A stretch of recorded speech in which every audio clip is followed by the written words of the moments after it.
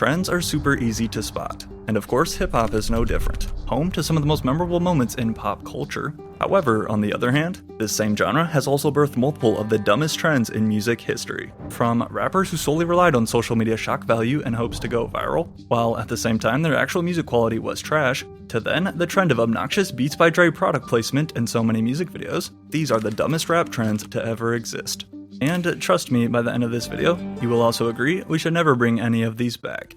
Ever since social media has existed, rappers and artists alike have been using the internet to try and blow up. But yet, while embarrassing yourself for views, clout, and streams, like Lil Pump for example, is a dumb strategy that never works out in the end, as we'll see more in a sec. However, the first trend we have to talk about is easily one of the worst of the past 5 years: the TikTokification of rap music. When you think about the creative tactics that you've used, is there a specific strategy you found bizarrely effective? I guess it's always like having those little parts in the song that are like super memorable, or like little parts that are like unexpected that people can cling on to and like put into like a little TikTok or something. One of the best examples of an artist who truly mastered the internet was Lil Nas X. Thanks to countless Twitter memes and short-form clips, Old Town Road went from a random song on SoundCloud that nobody knew to the biggest song on the planet. However, the negative ripple effect of Old Town Road's success, almost every rapper in the industry then tried to copy this exact formula, which quickly got old really fast. That was the whole thing. Like, how do I see music right now? Okay, so everything is 30-second clips, right?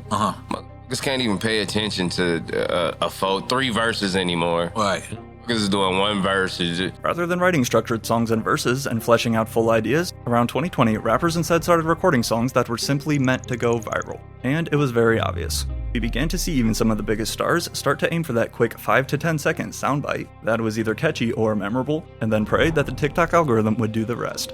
Such as Drake, who, if you can remember, even tried to hop on this trend too with 2C Slide, a single that was so obviously made with only one intention in mind: to start the next viral trend on TikTok.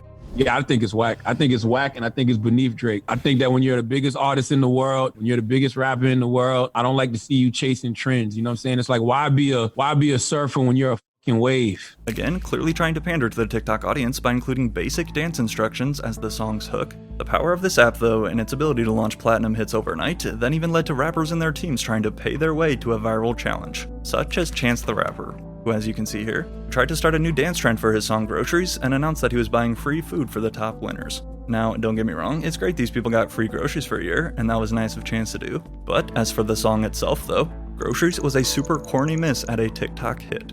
Hopefully he throws this one away. I'm too used to his shit having content. I'm used to his shit having content, being different, being creative, but at the same time, It's literally like a TikTok. yeah, it's like for the little kids, like, That's why That's why he didn't even spend money on the cover art. In addition to accelerating that content first and music second mindset, the even worse impact of this trend was how it totally changed how songs were written. Considering that, now, a lot of mainstream fans would simply be listening for that one short snippet they knew from TikTok. As a result, intros and outros to songs basically disappeared, second verses became a thing of the past, and overall track lengths were sadly shortened with this in mind. Some artists literally started making songs backwards and beginning with a TikTok-friendly moment, and then just sloppily piecing together the rest of the track around it. Which, all in all, I think you guys will agree, dragged the entire genre down for a while.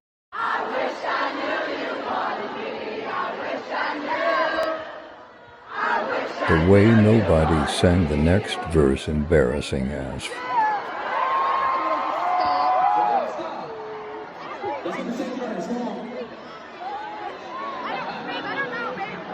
Remember when I mentioned earlier that only a certain part of a song gets big on TikTok? That is exactly what happened to Steve Lacy. The first part of the song is always what plays on TikTok. They come to the concert knowing one part of the song that was viral on TikTok, and it ends up leading to videos like what happened to Steve Lacy. The crowd is hyped for like 2 microseconds of the song, and then silent for the next 3 minutes of the song. It honestly just boggles me how society is moving. Look no further than Steve Lacy and his viral hit, Bad Habit. Laughing it off after nobody knew more than his viral chorus from TikTok, although plenty of artists have been able to use the TikTok platform to launch their careers in the industry, such as Polo G, whose biggest hit to date, Rap Star, came in large part to the app.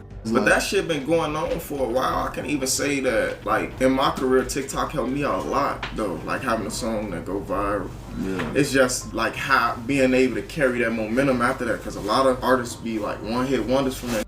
I feel like most of this shit is, like, TikTok can dance to your shit, or something like that, it go better. People blowing up off 15 seconds of their song. Motherfuckers don't even know the rest of the song. They That's just what know I'm that saying. part. Like Polo G himself agrees, the real downside of this trend, a lot of these quote-unquote TikTok rappers who went viral thanks to some quick challenge or dance were soon forgotten about just as fast. K-Camp's Lottery, Lil Mosey's Blueberry Fagos, Stay Solid Rocky's Party Girl, St. John Roses, 24K Golden and Ian Yours #1 smash Mood, the Corvette guy Pop Hunna, remember him? That super high-pitched 645 AR dude who went crazy viral, only to disappear even faster. Real lyrical shit, man. Me and Nas gonna go bar for bar. Yeah, that would be dope. Back and forth. It's over. Nah, for real. The point is, the TikTokification of rap music has been frustrating. Sure, it's given us new hits, yet this popular trend also created a giant wave of disposable rappers whose entire careers lived and died on one viral sound. However, while hit songs are still being birthed from TikTok today as we speak, such as SD Kid, the viral rapper who I just covered in my last video, thankfully though, as every trend always does, the whole TikTok dance trend and recording songs in pure hopes of a challenge has finally slowed down. But the funny thing is, this isn't even the first time rap has been through something like this. Because prior to TikTok, we had rappers like T-Wayne and his nasty freestyle exploding on the old app Vine, an even shorter platform that limited you to only 6 seconds. However, even before that, there was once another dumb trend which absolutely took over hip-hop. Long before smartphones even existed, rap went through another phase where the entire genre was chasing that one specific goal, the ringtone. Back in the late 2000s, record labels did not care about any Spotify streaming numbers or playlists because, well, they didn't even exist yet. But what everybody did care about was what 15-second song you chose for your ringtone. People in school who had one, or somebody's dad or someone's uncle at a barbecue who would brag about their ringtones. Like, yo, hear my new ringtone out. It's easy to look back at it now and kind of laugh and say, bro, people really used to pay actual dollars, bruh, to basically listen to a preview of a song. Especially if you're a little older, then you definitely remember the years when everyone rolled around with a super loud and obnoxious ringtone on their cell phone. Likely an old Motorola Razr or similar style flip phone, which, by the way, with the typical cell phone frequency range back then, right around 3000 Hz. To give you a better idea, this is about what old cell phone speakers sounded like. So, people really used to go crazy over the ability to play a few seconds of their favorite song, in a quality that sounded like it was underwater. However, just like TikTok did, the rise in ringtone popularity no doubt did one thing. Started to affect how rappers structured their music. So, I'm looking at how much singles we selling, but then the ringtones, everywhere I go, I would hear songs on people's phones. So that stuck with me. So then I started making music specifically for the phone. Similar to TikTok, rappers have started to make their songs specifically in hopes of being catchy enough to be a ringtone. The plan for this era was simple. You just needed a repetitive hook, some booming bass, and one catchphrase that you could hear and remember from across the cafeteria. It turned rap into like this weird competition of who could just make the most memorable chorus. Yet, nobody mastered this ringtone technique better than Soulja Boy, as besides his iconic Crank That becoming a total movement, Soulja Boy would also release multiple other 2000s era classics which went on to print him money in his sleep. Alright, so let me tell y'all the real story. So that number was like a fan line. So every time somebody called that number, I was getting paid off of that shit. You could text it or call it, and you know what I'm saying? So I probably making like $100,000 a month off of that, just people calling that number. While ringtone rap did help grow the genre and give us some bangers such as Soulja Boy's Crank That, Kiss Me Through the Phone, and Turn My Swag On, as well as Laffy Taffy, Walk It Out, and We Fly High by Jim Jones, to name a few, for every hit song though that this trend produced, there were thousands of other copycats who tried to take this same approach, only to fail miserably and be cringe. Nas even titled his album Hip Hop Is Dead, right at the peak of this trend in late 2006.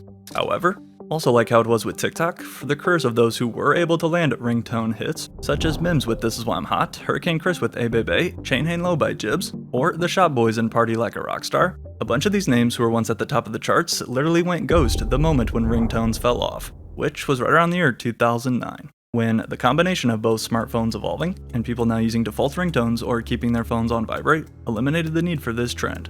Looking back, the ringtone era honestly feels like a nostalgia-filled time capsule.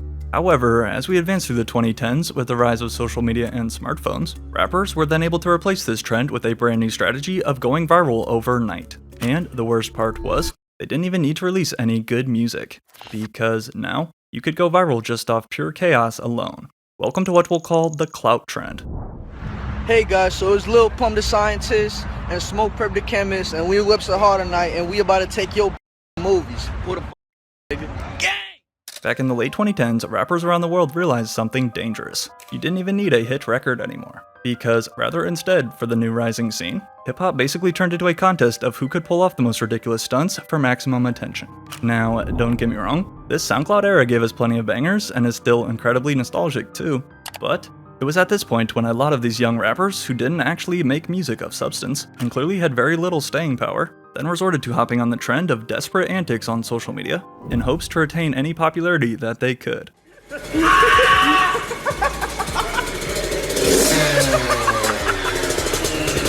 this nigga's crazy. Yeah. No security on my jury on. Ah! What up? Ah!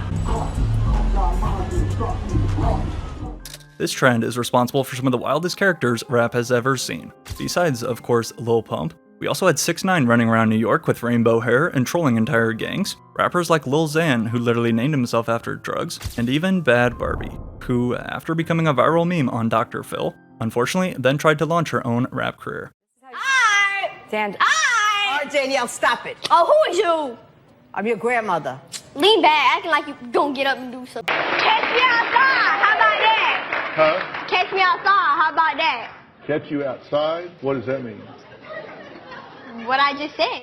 Shock value on social media was at an all-time high, and combined with SoundCloud entering the scene too at this point, providing anybody the chance to post their music for free, with new SoundCloud rappers popping up every week, these names continued to push the boundaries, doing whatever they could to get attention.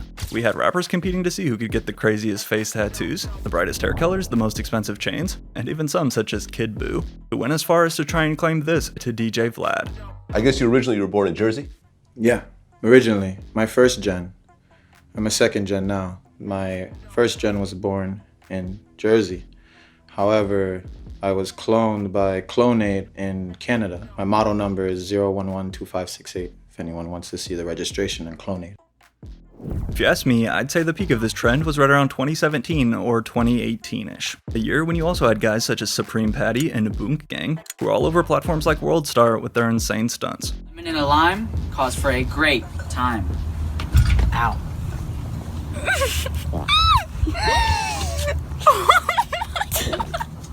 No, hey, what do you put your jeans do this black? Then I should be good fuck. Shit, I want the whole thing, man. Hey, Boonk Gang, you know what I'm saying? Hey, Boonk Gang. Hey, these cookies are good as a mother, bro. Boonk Gang. Although, like I said, this was certainly an entertaining era to live through and be a fan, as rappers and their labels began to see the views that these crazy clips would bring in though, suddenly new artists felt like they had to pull off something just to break through. The mindset was do some stunt on social media to go viral, and then release a new single, hoping that the streams would carry over. But yet, despite bringing in millions of short-term impressions, this strategy quickly proved ineffective. And I think what's happening is that the clout era, that shit ended before 2020. And those artists, the music don't hit no more. The gimmicks don't fly no more. They're not funny. I've never seen an era just be like, that shit's just corny. You can't imagine anybody doing what Pump was doing and what all these guys who got super viral were doing then, doing that shit now, and it working. The Boonk era, that shit is a dub. By the time 2020 rolled around, thankfully this clout chasing trend had significantly cooled off. And although we still see names such as Lil Mabu try and follow a similar blueprint, but when your entire brand is built on chaos and shock value rather than quality, you cannot expect to have a long-sustaining career. Which is also the case when you try and copy another famous rapper's image, all the way down from head to toe. I feel like I'm talking in the mirror. Oh yeah, for sure, me too, bro. Every time I be in the mirror, man, I be seeing you like a lot. Another one of the dumbest rap trends of the past 5 years doesn't even involve real rappers themselves, but rather people trying to act like them. From the fake Lil Durk lookalike who went viral in 2022, the fake Playboi Carti, the fake Kodak Black, and of course the fake Drake, who set the internet ablaze and was even able to get his own little promo run just for looking similar. And today I have a man on the podcast who's been really the talk of the town past couple weeks. Yeah, my name's Izzy. I go by like I'm the Drake lookalike. OVO, you already know, we outside in the building tonight. To me, dedicating your entire life to looking like a famous rapper just for some clout has to be about the saddest career path possible, even when you cut hearts in your hair to look like him. However, with that being said, what's worse is the people who are willing to pay them. I charge between $3,000 to $5,000 for different packages. The fake Drake impersonator told Complex, I've been booked at clubs, venues, and all that. I perform Drake songs in the club, and I have a set list that I know how to perform. They pick the packages they want, and then I show up. Now, on one hand, I guess I shouldn't be hating on these guys for still getting their bag. However, I definitely have zero shame at all in calling out our last stupid hip-hop trend.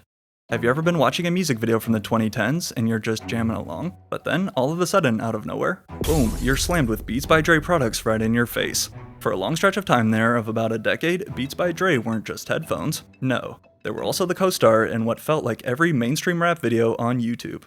Chance, what's good? Bless up. We're gonna celebrate life and our blessings.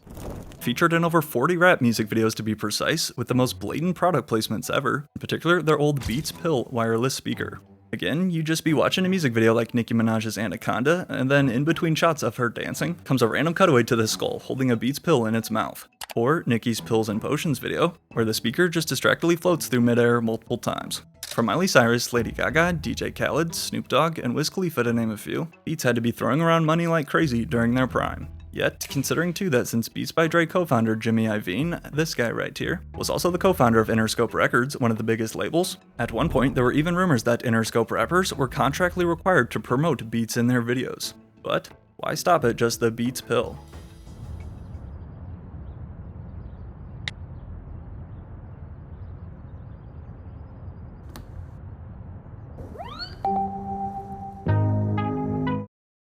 Like Ty Dolla $ign here in the Or Nah video with over 700 million views, Beats would even try using rap music videos to promote their old streaming app called Beats Music, before it was discontinued in 2015, literally less than 2 years after launching. And the same with Wiz Khalifa, who, as we can see in his hit video for We Dem Boys, the first 20 seconds could honestly be a Beats by Dre commercial in itself.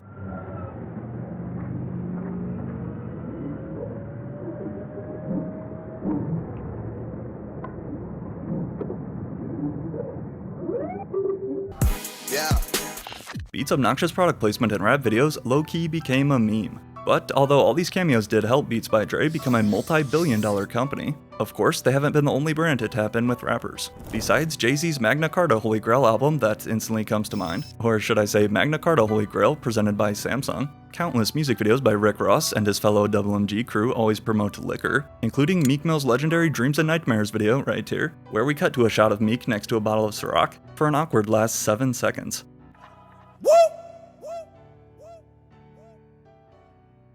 While partnering with celebrities to promote products is nothing new, the real problem with how popular this trend got in rap though, was how it sucked every drop of authenticity right out of music videos. Almost every video started to look like a commercial. It was as if rappers were trying to sell you headphones before they sold you their actual song. However, luckily the Beats by Dre product placement trend slowly vanished over the years, especially once Apple's AirPods took over in 2016. Yet, at the end of the day, all these music videos will live on forever. From TikTok rappers who chased that one viral lyric, to then clout chasers who would do everything in their power except improve their actual music, hip-hop has seen some truly ridiculous trends. But I want to know what you guys think down in the comments. And while you're at it, you should also watch another one of my videos right here on screen.